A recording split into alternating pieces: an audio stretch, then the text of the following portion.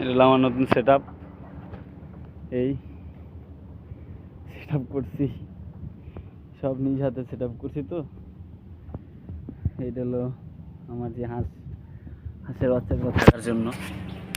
এই হাঁস অল্প বর্তমানে অল্প, ইনশাল্লাহ আগামীতে আরও বেশি করব। এই সেট আপ, এই হাঁসের সেট আপ আমার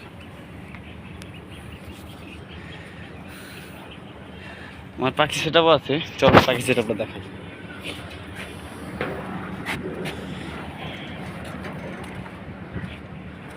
হাঁসের সেট আপ,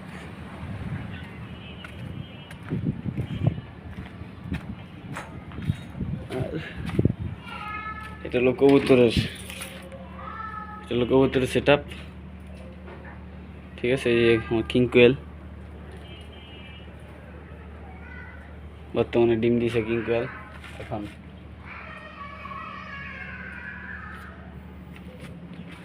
আরও মুরগির সেট আপ দেখায় চলেন আমাদের।